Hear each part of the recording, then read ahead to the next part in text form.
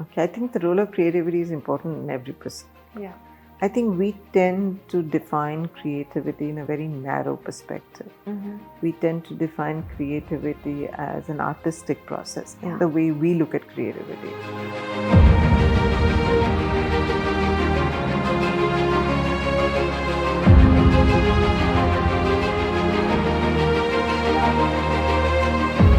Hello, I'm Navita Arora Khanna. Today we are here with Jyoti Narang ji. She's a chairperson of Heidelberg Cement.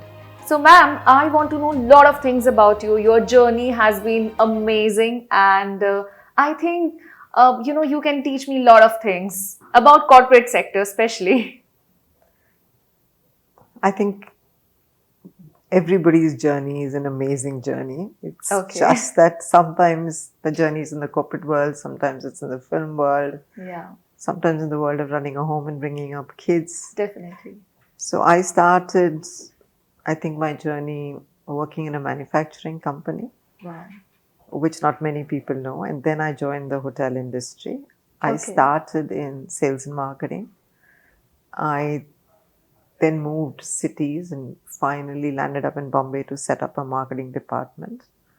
We didn't have brand architecture, we didn't have brands, we didn't have direct marketing. I did the first website for the company. They didn't even know what www stood for. This Started from the scratch. This is in the 90s that, at the Taj we had a small number of hotels.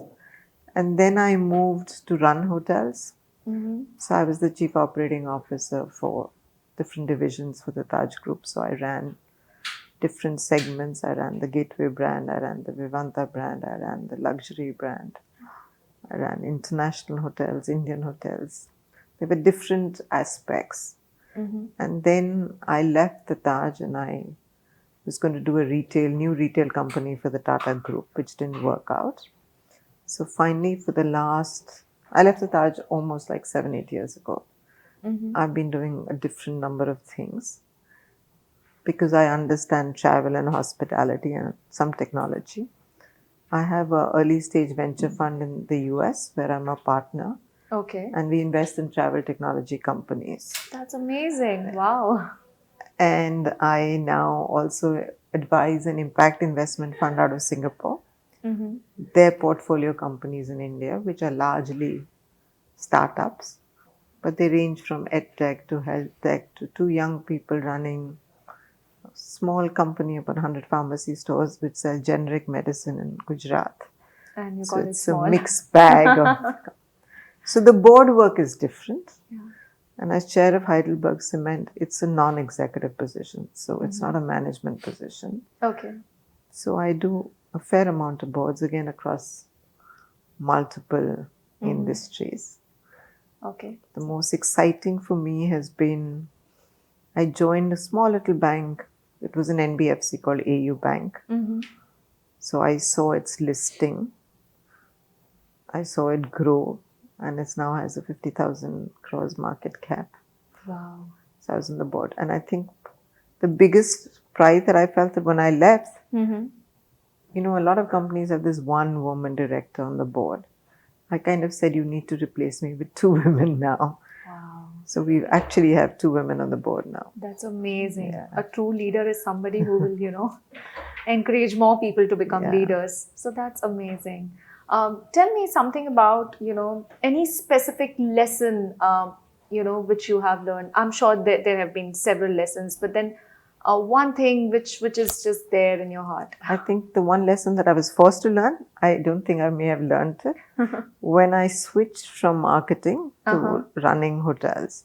Marketing, you have same kind of people, they all come from middle class, upper middle class backgrounds. When you run hotels, it's somebody's a room boy, somebody's housekeeping. They come from different backgrounds.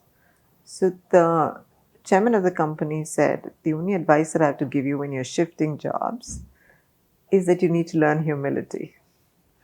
He said, we all know you're fabulous and bright, and but you cannot be arrogant when you're dealing with. Correct. So I think that's the lesson I learned, is that you need to be different with different people in the way you handle and the way you approach. I think that was one lesson. Okay. And I think the second is not a lesson, but I think you need to constantly just learn. Okay. Anything you would like to, say for today's women or, the young generation? I think I would say stay the course. I think what I've seen, and I could be biased and wrong, is we tend to try in this generation multiple things, which is fabulous. But at some stage, you need to decide. You can spend 10 years experimenting, 15 years experimenting. But if you want, let's say if you want to be an entrepreneur and you want to start a company, you can't say tomorrow I'll sell roti and then I'll sell dal and I'll sell something, because the world is, you need to be able to adapt, but you also need to be Yeah. able to stick to your what we call basic knitting. Once you decide to do something, you need to stay the course. That's the advice that I would give. Okay. So, our experiences form our perception in life. How to stay unbiased?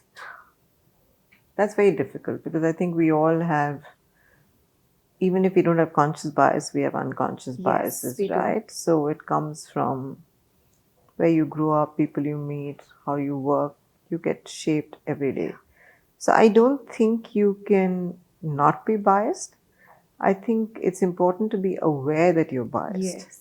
Wow. For example, I knew that when I looked at a resume, if it was like Howard, Wharton, IM Ahmedabad, Stephens, you Yeah. automatically look at it. But if you Yes. know, then you will probably say, It's okay. no, you will probably say, don't show me the name of the college when I'm looking at the resume, so that I can blot that out. So I think the point is to be aware of your biases. Okay. And then see, Then how what do is you the correct overcoming path. it? But Yeah. it's difficult not to be biased, right? Everybody is Yeah. at some point of Yeah. time. Yeah. Wow. Tell me something about traveling. Well, I love travel. The only difference I've seen when I was younger and now, I think when I was younger, I was very inward looking when I traveled. Okay. I didn't talk to people. You feel you shouldn't talk to strangers when you're very young, and you don't reach out culturally to other cultures. I think that's changed a lot for me in the last 20 years. When I travel, I actually strike up conversations with people in trains. I talk to people, when you're sightseeing, which I never did earlier in my life.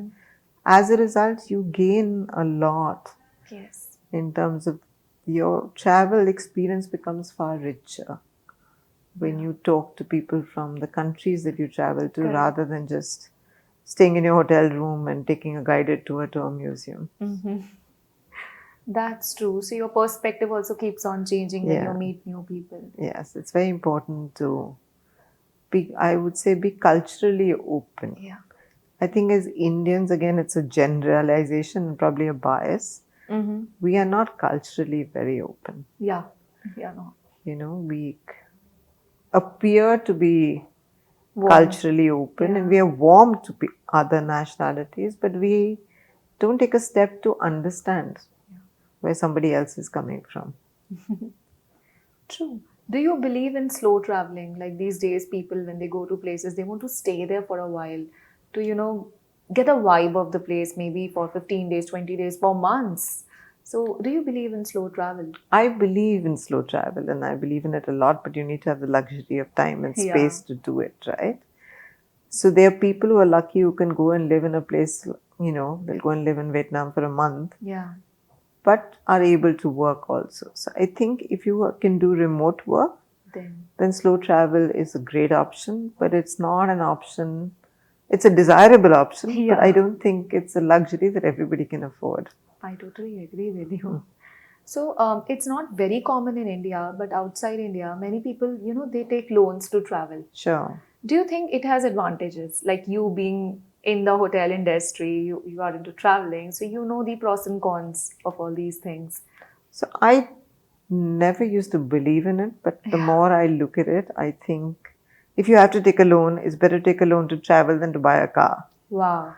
Because you're at least getting an experience out of it. The car's only going to depreciate in value, right? Correct, That will give you an experience. And experiences can make make somebody. Yeah. Yes. So I think, when I was at the Taj, as part of my marketing, I had started the fact that I tied up with some bank. This is like 25 years ago, to say if you take a holiday plan, this is your EMI. So I obviously believed that it does enrich you. Yeah, initially I used to think, how can people go for EMIs when it comes to staying in a hotel or traveling? But then gradually I realized, no, it gives you an experience. As long as you can pay your credit card Yeah, bills of at course. the end. That right? goes without saying, yes. You shouldn't end up being broke, but as long Correct. as you can afford it, I think it's something which is Yeah. invaluable, I think. Widens your horizon. And especially when you start doing it when you're young, it really helps to widen your.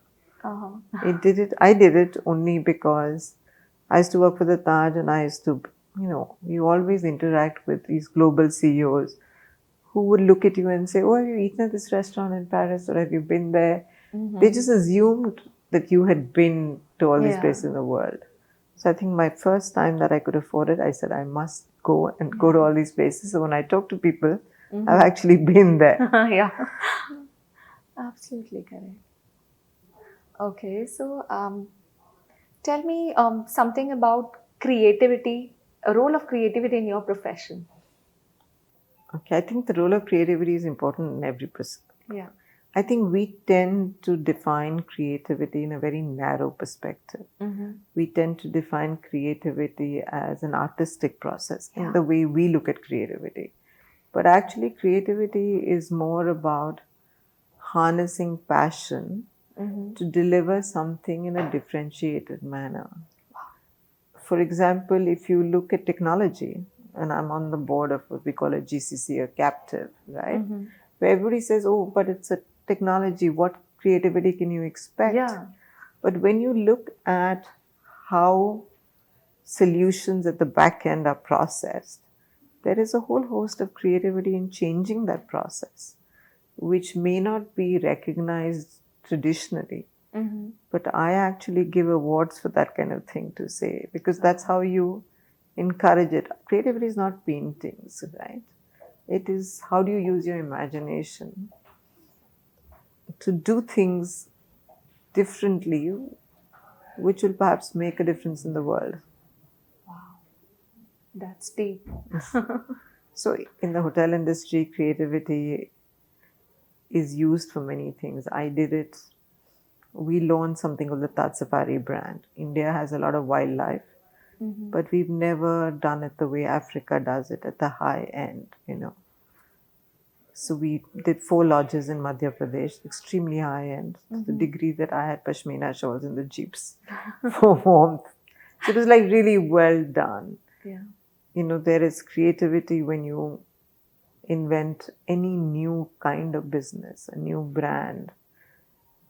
When I was at the Taj, I think India was changing very rapidly. We had a lot of people traveling. A lot of people who, when they traveled for business, also needed a social connect, because Indians are socially by nature. So we started a brand called Vivanta, which is urban revival, where we did very happening, I guess, food and beverage and very relaxed spas.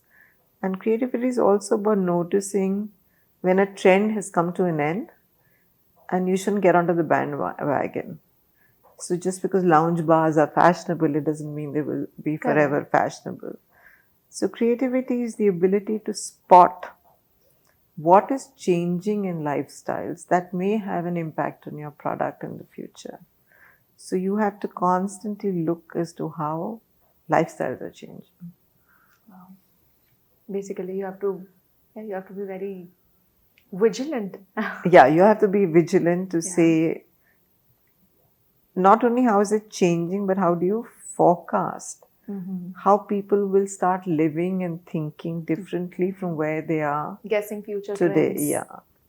It's not even guessing it. I think if you just look at it, you will understand, see that this is going to change, right? Okay, one personal question. Sure. Have you ever felt intimidated at your workplace or insecure about your position? I don't think I felt intimidated. I've not felt insecure, but I've been frustrated at not being given the recognition that I thought I deserved. Okay. So it hasn't been intimidation or insecurity. I think that's the problem of working for an Indian company. Nobody ever thinks they'll ever lose their jobs, largely in an Indian company. So there's very little insecurity, which can be good and bad, I guess, both, How do you handle your, days wherein you feel low? I'm sure, everybody's life has been a roller coaster, right? So I think you handle your days by either retreating, which means watching endless television, or you handle it by picking up the phone and either talking to a friend or setting up a meeting with a friend. That's how you handle your lightens lows. the mood. Yeah. Nice.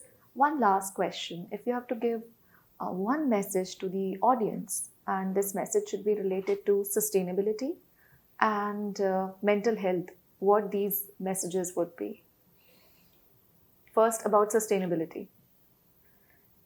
I think sustainability is a given, and I actually find I'm older, and I find that the younger generation is more concerned about sustainability than my generation ever was, which is a fabulous thing to see. I think there's far more commitment to the environment. But the aspect of sustainability, which means continuance of businesses, we forget. Sustainability is not only environment and climate change. It's about how do you uplift the communities around us. I think that's where we need to do a little more work. Where I think climate is concerned, because of our history of recycling and not wasting, we're actually better than a lot of the Western worlds. Yeah, it's very rich. Yeah, but it's just that uplifting of communities around us is where we need to, I think, put more focus. And it's not about giving grants or subsidies. It's actually about creating employment opportunities by skilling. There's one thing I wish I could change in this, at least in India, is if we can change our approach to the way we think about jobs like carpenters and plumbers and electricians.